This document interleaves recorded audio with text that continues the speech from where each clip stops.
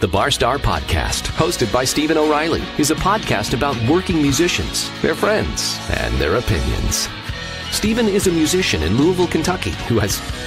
Wait a second. This guy's a drummer, not a real musician? Somebody gave a drummer a microphone for his voice? The hell? Unreal. Unbelievable.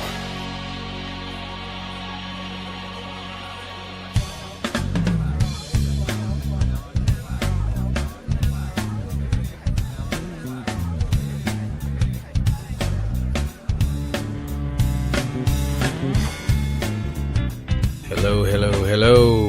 Welcome to another episode of the Barstar Podcast. I am your host, Stephen O'Reilly, and I want to thank you for making the time to come back and hang out with me again. I'm going to guess that you dug the previous episode. I'm going to guess that you didn't think it sucked. I didn't think it sucked, but of course not. It's my show. I hope everybody had a good week. I hope everybody is doing well. I had a fantastic week. I got to play some shows and pound on some drums, which always makes me happy and makes my soul happy. All that kind of good stuff. I did actually have somebody lined up today, but our schedules just could not mesh. They could not work out well, and I did not want to leave you guys hanging. So today, I am flying solo. So I got a huge cup of coffee. I'm ready to babble about a bunch of stuff, and hopefully it'll be interesting to you. What I want to talk about today is tattoos. I know, right? So exciting. Tattoos. Oh my God, I really love your tat, man. One more person says tat to me, I think I want to punch him in the throat. Anyway, the reason I wanted to talk about tattoos today is because I find it an interesting dynamic. As someone who is heavily tattooed, hi, that's me. If you don't know that, now you do. I am covered. Both of my arms are sleeved. Well, I've got some real estate left on my left arm, but I'll get that covered eventually. I've got a big one on my leg and then a small one on my other leg. And then there's one on my back that my wife and I actually have matching tattoos. But the reason I want to talk about tattoos today is because I find it the dynamic interesting of how certain people view tattoos and tattooing, the art form or the trashiness of it or the expression of it. Some of that stuff fascinates me. And I'll tell you why it fascinates me, not just because I am heavily tattooed, but I did not start getting tattooed till I was in my early 30s. I waited a very long time before I got tattooed. And I think the reason that I did was, as, quote, cool as I've always thought tattoos were and are, the biggest thing for me was trying to figure out something that not only I would be happy to have on my body forever, but that actually meant something to me. I really think tattooing is super personal, and I don't view tattooing as a fad. To me, all my tattoos have a story attached to them. It's my story written on my skin. I heard somebody say years ago they called them rainbow scars, which I thought was really cool. As you go through life and you have your battles with whatever it is, and you've won your wars and all that kind of stuff, you get internal scars. You get emotional scars, as some people call it. You call it whatever you want. I just view it as things I've been through and things I've accomplished and overcome, and here I am. But in 2007, the beginning of 2007 actually, is when I got my first tattoo.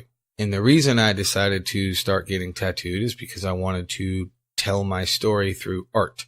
I find it fascinating that people will just walk into a tattoo shop and point at something on the wall and go, "Hey dude, that's fucking awesome. We put that on my arm, man. Okay, that's a horrible impression, but you get the point.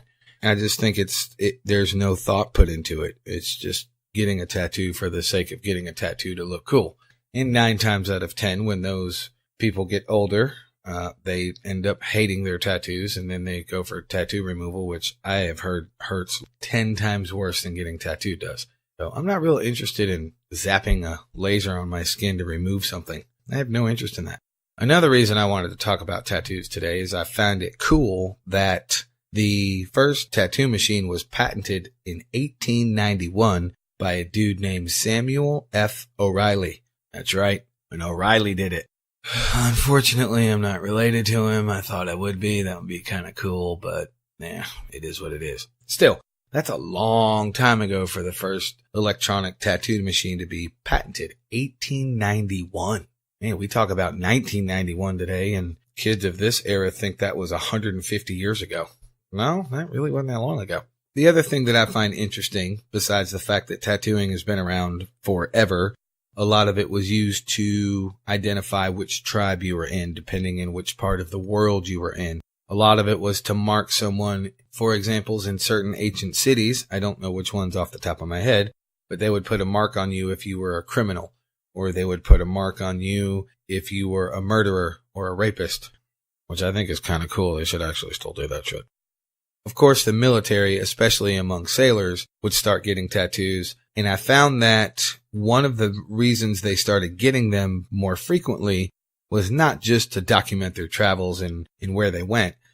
Because in the early days of sailors, when they would go from country to country, they would have basically documentation papers. They didn't have cell phones and barcode scanners and the internet, and twit face and all that shit like we do now, obviously. And sometimes the papers would be, something would be amiss with the paper. Something would be off in the country they were trying to get into or the ship they were trying to board.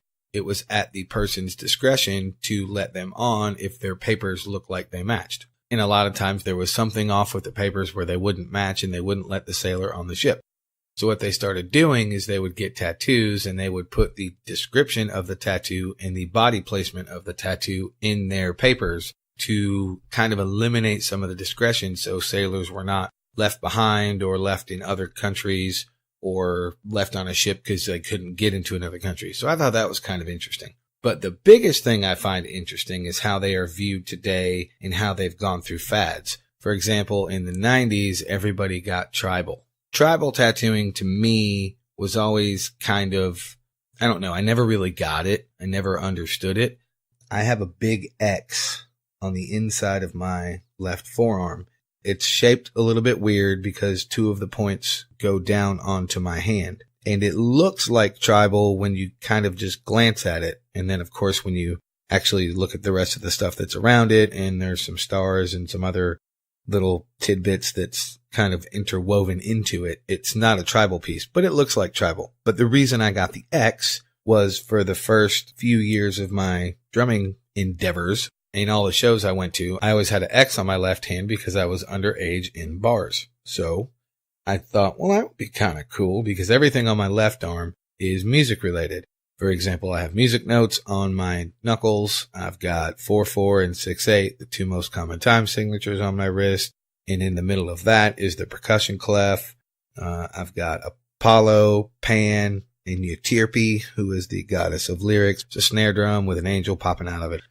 Well, it kind of looks like she's exploding out of it, but the reason I got that is because I've always called music my mistress. And underneath that, I have the complete date of when I graduated music school. All kinds of cool stuff. It's cool to me, but it's all my music stuff. But back to the fads, you had the tribal in the 90s, and then you had the flames. God, I remember the flame tattoos.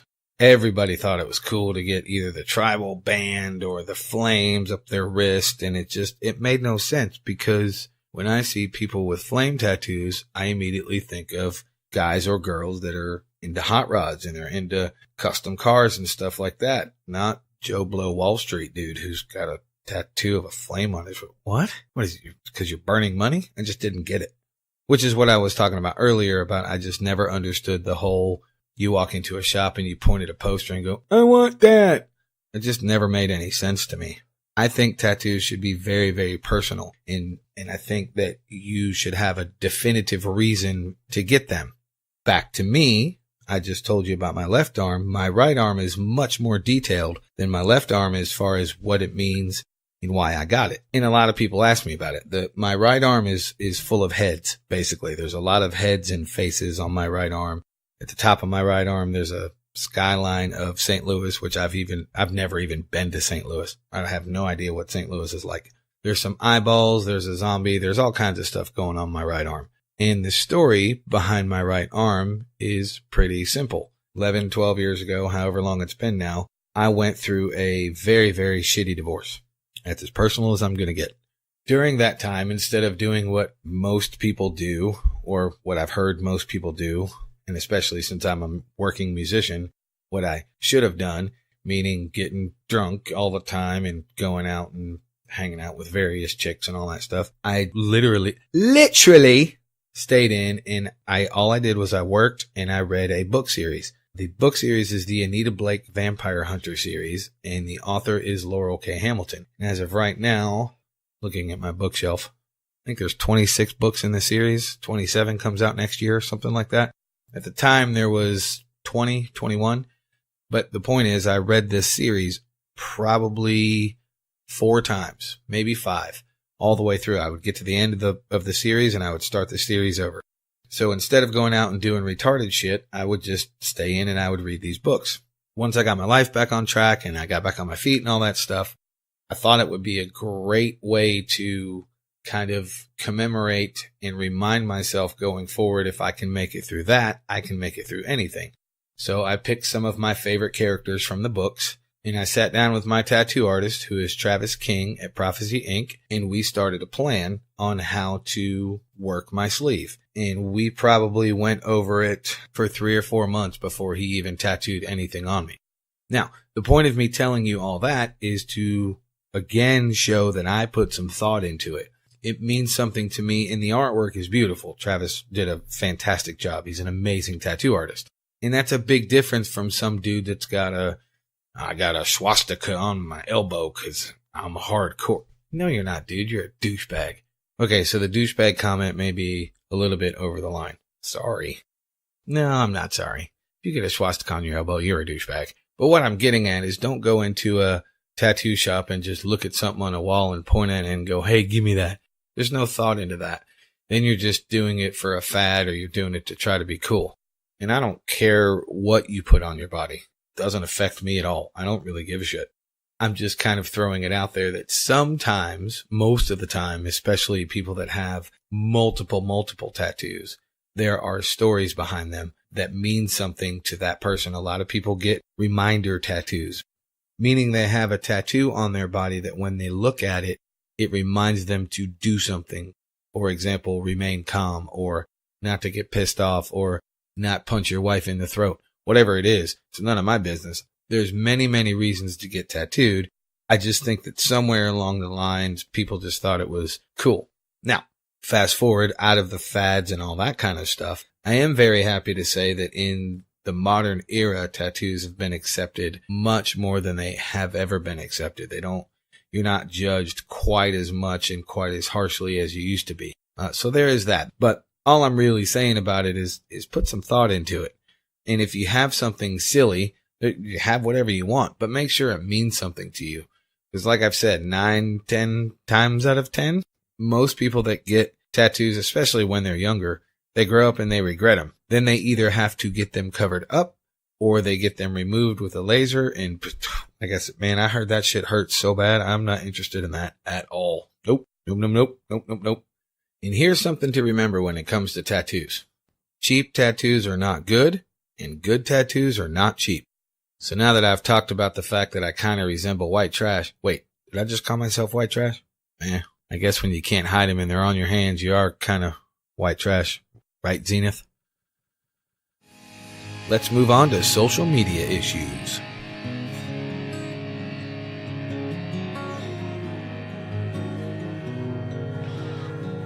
So today on social media issues, what I want to talk about is live streaming of bands. I don't know how I feel about it. Gotta be honest with you. There's times where I'm for it, and then there's times I'm against it, and then there's times I just want to throw water on all the cell phones I see. It's crazy. It's a very mixed bag of emotions and a mixed bag of thoughts when it comes to the live streaming thing, at least as far as I'm concerned. And I will tell you why. Having been playing music for so long, I remember the times when I would look out from the stage and I would see actual eyeballs. Now I look out from the stage and I see the backs of smartphones. It's just weird. But I think a bigger issue is, are people doing it too much? I think yes. The answer to that is yes, in my opinion. I think people live stream stuff way too much. Does it help the bands that you're live streaming?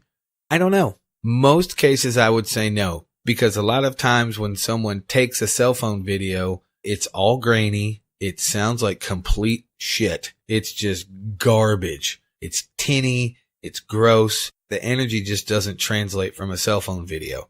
So on that front, I can't stand them. It absolutely hurts your band. Now, on the other side of that coin, if someone can overlook that stuff, which a lot of people can, I, for one, cannot. Because I play music and I've been a musician for so long, I can see the actual what's going on stage and I see the talent and all that stuff. So I can overlook it. But what I mean is I can't overlook the fact that it sounds like shit and looks like shit. So I won't listen to it. I just either scroll past it or delete it or whatever. So for the people that can overlook the graininess and the tinniness of the sound, I think it probably is a good thing because they could see if they like a band for possible bookings, or they want to go see a show. They go, hey, I really like that. I want to go see them in person.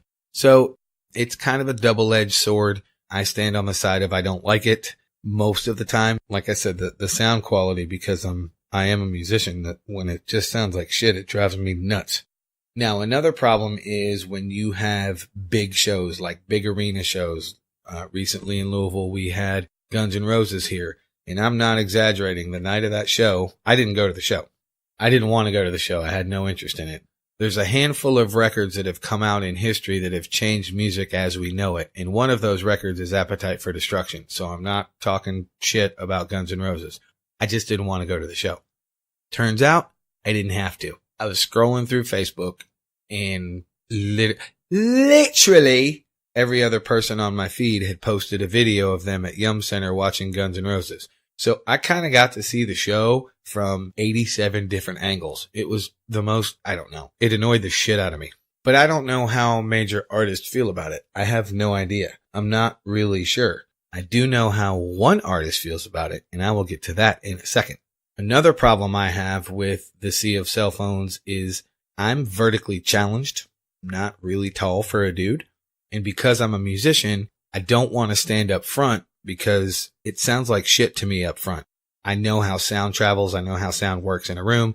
Usually if I'm up front, I'm getting too much of the monitors and not enough of the actual front of house sound or the front of house speakers. So it just sounds like shit to me. So I tend to just stand in the back. The problem with being vertically challenged and I stand in the back is I can't see over the damn sea of cell phones. I can't even see the stage. It drives me nuts. So there is that part of it. When I go see a show and I'm standing at the back of the room, I can't see over the phones, and I don't really want to watch a show through a 6-inch screen. I'm just not into that shit. I would rather put that memory in my brain and recall it whenever I want to. And the other thing too is I've noticed with a lot of people who will video a show, whether they're live streaming it or not, but people that will video a show, 9 times out of 10, they never go back and look at that shit. It just sits on their phone and then they delete it. It's, what did you take the damn video for? You probably would have enjoyed the show more if you were watching it with your actual eyeballs instead of through your phone. Again, just my opinion. Now, back to the story I said I'd get to in a second. I don't remember when this was. I do know that it was in Ireland, and it was within the last couple of months. The Pretenders were doing a show. I forgot where I saw this posted. I'm sure it was posted in numerous places. But anyway, the Pretenders were doing a show in Ireland, and on the ticket stubs, they had printed, please do not take cell phone video. And all over the venue, because I think it was a medium-sized venue, all over the venue there were posters on the walls that said the same thing. Please leave your cell phone in your pocket. Do not video the show. Enjoy the show in real time. Thank you, the Pretenders. So there were multiple places that this was posted, that the band requested no cell phone videos. So as the band goes on stage and the lead singer, Chrissy, walks on stage, what do you think she sees? Any takers? Anybody want to guess? No? You guys give up? Yeah, a sea of cell phones. So of course it pissed her off. So they go into their set and they start doing their show, and about 45 minutes in, I guess she just kind of got sick of staring at a bunch of cell phones. So she kind of looked at the crowd. She, I think from what I read and what I remember, she stopped the band and she looked at the crowd and she said, hey, take a fucking picture of this. And she walked off stage and took her band with her, and they never came back out. Obviously, she's not a fan of cell phone videos at live shows. And I back her up 100%. And the reason I back her up is because it was posted on the tickets. It was posted on the walls of the venue. I mean, there was no way you could miss it, but yet everybody did it anyway. They took pictures and they took video. And when she was looking out on the crowd, all she saw was a sea of cell phones. I get it. I don't blame her at all. And on the social media end of things, of course, everybody takes to TwitFace and FaceSpace and Instacokegram and all that stuff to throw her under the bus. And I just thought it was silly. It's why are you throwing her under the bus? She warned you. They gave you ample notice. They gave you ample warnings, so to speak. And I don't mean warnings like, don't do da. I'm just saying it was posted everywhere. There was no way that you could miss it, yet nobody abided by the rules, which I guess is a better way to say it. So I don't blame her. Walk off stage. It's your show. A lot of people were apparently wanting refunds, and they were saying that she was a control freak and she was a bitch and she's this and the pretenders suck and then cry me a fucking river. No, she wins. She asked you guys to do something. You didn't do it. She took her ball and went home. She's entitled to do that. Somebody comes to your house and you ask them to do something and they don't do it. You have every right to throw them out of your house. You were kind of in her house. It's easier for her to leave because there's more of you than there is of her, but you get the point. Principle is the same. She asked you to do something. You didn't do it. She's out. See you later. So there's my take on live streaming. Something to think about, something to chew on for the next few days and see what you think about it. It's never going to stop. And I know this. I'm not naive. I'm not dumb. Okay, I'm a little slow, but whatever. But it's just something to think about. If you want to snag a 15-second video and go, hey, check it out. This is where I am. Come on down and hang out with us. Awesome. You want to stand there for 45 minutes to an hour and record the show? You have issues. And now it's time for Stories from the Stage. I got a good one for you this week. Well, I think it's a good one. This is actually one of my favorites. Back in 2003, I think, I was in a band called Exit Left, and we had the honor of opening for Vertical Horizon. And we did it at the Georgia Theater in Athens, Georgia. The Georgia Theater is historical, and there's been bazillions, I don't even know how many, countless acts that have played there. It's been there forever. I don't even know how long it's been there. I'm not even going to research it. Throw it in your Google machine if you really want to know. But the cool part about the Georgia Theater, on either side of the stage, there's a staircase, and they go up into these rooms. That's where the backstage area is. It's not behind the stage. It's not under it. It's up above the stage, which is kind of cool because when it's showtime, you can, quote, descend on the stage. I think it's really cool because when they built it, obviously it was back in the day when they still cared about visual presentation and how things looked and how it would look for the crowd and things like that. We get there early and Vertical Horizon is doing their sound check. And it's kind of an unspoken rule that when a national band or a signed touring band or whatever you want to call them, a bigger band is doing their sound check, it's usually closed. So we have to, or if you're in a band, you might have to wait until they're done and they go to their backstage area or their bus or whatever. And then you can come in and set your shit up and do your thing. Well, they invited us in and wanted us to just kind of hang out with them. And we met them all and they were super cool. And they finished their sound check and they were playing Rush and they were playing Yes and they were playing Led Zeppelin and they were killing it. It's interesting because being known as a pop band, most people don't think that pop musicians are good musicians. I mean, and they were nailing these songs. It was awesome. So they get done with their sound check and they go do whatever they went and did. I don't remember. I mean, it was a while ago. So we load our stuff in and set up on stage and we do our sound check, which they watched, which was amazing. That was really cool because most of the time they don't do that. I kind of noticed them about halfway through our sound check. A few of them were trickling in from the front door and they were sitting in some of the seats just watching our sound check, which was awesome.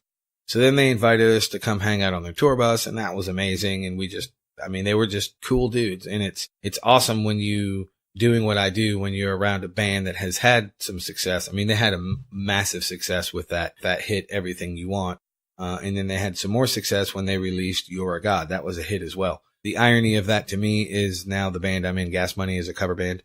We actually cover Everything You Want. So it's kind of funny to me or ironic or cool, or I'm just still a fan of music. The cool part about hanging out on the bus is those guys didn't forget where they came from. I mean, they were just like any other band. They started out trying to write some tunes and covering other people's tunes to get shows and get exposure. So it was really cool. Fast forward 2-3 hours, whatever it was. They were in the room on stage right above the stage. For those of you that are not musicians, stage right and stage left gets very confusing. I'll explain it to you really quick. Picture looking at a stage. What you see on your right side is stage left. What we see looking at you is our left. That's why it's stage right and stage left. So what you see on your right is stage left. What you see on your left is stage right. Just think of it backwards. That's really all it is. So their room was above stage right. Our room was above stage left. As we're walking down to go do our show, I kind of looked across and I saw the drummer and the singer and I think the bass player. I don't remember. One of the other guys in the band. They were just kind of hanging out in their room looking down on the stage, and they just kind of shot us a little hand wave and we all waved back. I know I waved back. I can't speak for the other guys because they were behind me. Georgia Theater was sold out, packed house. We go down, kind of descend on the stage like I told you, the whole thing. And about the second song or so, we kind of had the crowd with us and we killed it. It was a great show. And I remember at one point during the show, cause I'm very animated when I play and I'm all over the place. And I remember looking over my left shoulder and the guys in Vertical Horizon were still sitting up there. They watched our whole set, which that in itself was amazing. Cause like I said before, most of the time when you open for national bands or something, they stay in their trailer and you don't get to talk to them. You don't get to see them, or they stay in their bus, can't interact with them. They're quote unquote untouchable, but the dudes in Vertical Horizon were really, really awesome.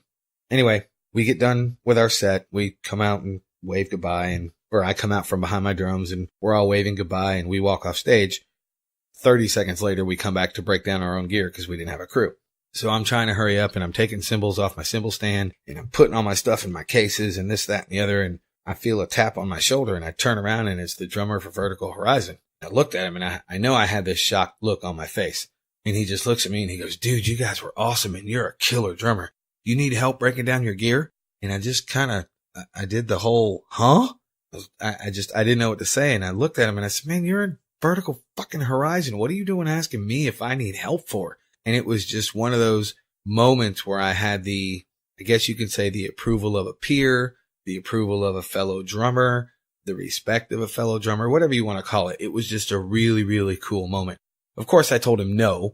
It's like, "No, dude, you got to get ready for your show. This show's about you. It's not about us." But he was really, really cool. It's one of those moments I'll never forget. The drummer for a national band asked me if I wanted help carrying my gear off stage.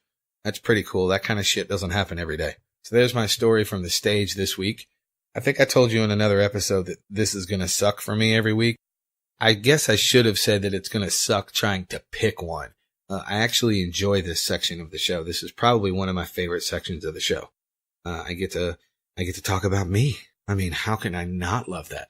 I'm totally kidding. Or am I?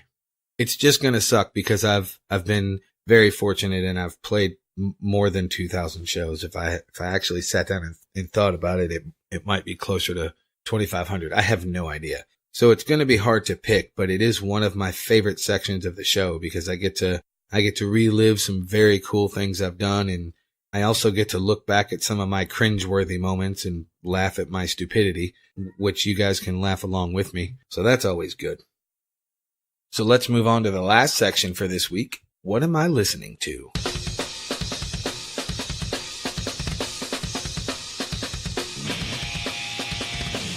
This week I want to talk about a record by Keith Urban called Ripcord.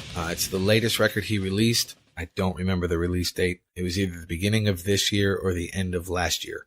He's had 2 hits off of that record, a song called Blue Ain't Your Color and The Fighter that he did with Carrie Underwood.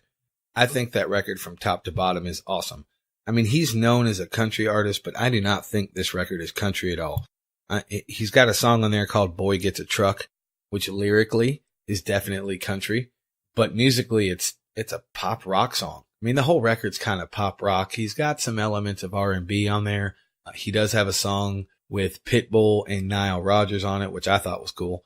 I'm not necessarily a Pitbull fan, but to think that he got a rapper and Nile Rodgers to play on one of his songs, it's just kind of cool. Keith Urban he is one hell of a musician, and I didn't realize how good he was until a few years ago. I saw him live at the Yum Center, and I would put that show in my top 5 for sure. It was an amazing show. I mean, he's just so damn good. I can't really put into words what I'm trying to say, just because, I mean, I'm not a guitar player, so there's a lot of things he does that go over my head, but I'm not musically stupid either, so I know how good he is. Little Big Town opened up the show, and they were amazing as well. The harmonies between those harmonies are just ridiculous. But when it was time for Keith Urban to come on, it was really cool how they did it. His crew took one guitar and put it on a guitar stand and stuck it in the middle of the stage. No lights going down, no lights going up. They just had one, I guess, a medium lit spotlight. It wasn't a beacon, like a huge bright spotlight. They had one small spotlight on the guitar. No intro music, no, like I said, no house lights going up or down. He just walked out, picked up his guitar, started playing. It was awesome. And as he was playing the intro to a song, the rest of his band came out. About halfway through the show, he took his bass player and his drummer to the other side of the arena where there was a small stage set up, and he did 4 or 5 songs from there. Then he walked back to the stage. He's got this thing for signs where if you make a really cool sign, he'll bring you up on stage and do any song that you request. Just things like that. As a human being, from what I've seen, he's really cool. But anyway, enough about that. Back to this record. I think this record is a really good testament to musicians and artists trying to break their own mold and break out of their own boxes. Like I said, he's known as a country artist, but he's a phenomenal guitar player. And a lot of the stuff that he put on this record, I wouldn't consider it country at all. It leans more along the lines of pop rock. And I think the production value on this record is amazing. Most of the records that come out of Nashville off of the bigger labels and the bigger production houses is going to be amazing. They've got it down to a science in Nashville as far as they know exactly what they need to do to get a particular sound out of a record because they've been doing it for so long. But that's a whole nother story. But I think this record is really, really good from top to bottom. For example, that song I mentioned earlier, Boy Gets a Truck. It's not a country song. It's got a country kind of message in it.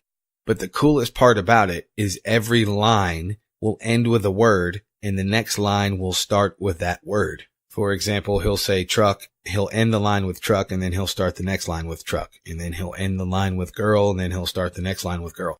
And a lot of people, well, that's not really that cool. It doesn't matter if it's cool or not. It's smart songwriting, at least in my opinion. I think it's really cool and it's really smart songwriting to use words like that. It's kind of like Eminem. I know, took a left turn off the interstate. I get it. But Eminem rhymes words that should not rhyme. I don't know how the dude does it. He's a damn genius. But that's one of the things that makes Eminem such a good rapper and such a good hip hop artist, is the way he rhymes words that should not rhyme. Back to Keith Urban, using phrases and using words or ending a phrase with a word and starting a new phrase with the same word. That shit's hard to do. It's not easy. And then of course the guitar playing on it is amazing. The drums on it are good. Everything on that record's good. So that's the record I suggest checking out this week in What Am I Listening To section. I think you'll dig it. Some of his earlier stuff you may not dig. It does get a little bit more country-ish, but that's probably my favorite Keith Urban record. He's got a bunch of other records. He's got Fuse. That's a really good record too. But the thing that turned me on to Keith Urban is a few years ago, I saw Crossroads. CMT, Country Music Television, they used to have this show called Crossroads. I don't think they have it anymore, which is unfortunate. But they would take a country artist and a rock artist, or a country artist and a rap artist, or a country artist and a pop artist, whatever. But they would make country and other genres, and they would have these live shows, and they would film them, and it was called Crossroads. And I saw one with John Mayer and Keith Urban. And like I said, I knew he was a good guitar player, but I had no idea how good he was. I actually kept that show on my DVR for, 6-7 months, something like that. And I would watch it at least once a week. It was phenomenal. Keith Urban has a song called Till Summer Comes Around, and I absolutely love that song. And that's kind of what really turned me on to him. So check out that record. Again, it's Keith Urban. It's his new record, or newest record, called Ripcord. It's been out for a while. And go dig into some of his other stuff. You're not going to like all of it. I'll tell you straight up. But there is some really good songs in there. There's some really good nuggets of music in there. Something new for your earballs. As I've said before, if you already dig it, then we've got some stuff in common. Well, that's it, kids. That's the show for the week. I hope you learned something. I hope you'll rethink your tattoo choices if you don't have any tattoos. Don't pick something off a wall that every other Tom, Dick, and Harry has, because then it just doesn't mean anything. I hope you check out some Keith Urban. I hope you dig it, and if you don't dig it, as always, don't tell me because I don't want to know. I hope you have some cool plans for the week, and I will remind you of this every time we're together. Go do some shit. Get out there, go do something. You fall on your face, you wipe it off, you get back up, you keep on rolling. Go do some shit. Until next time, I will talk at you soon.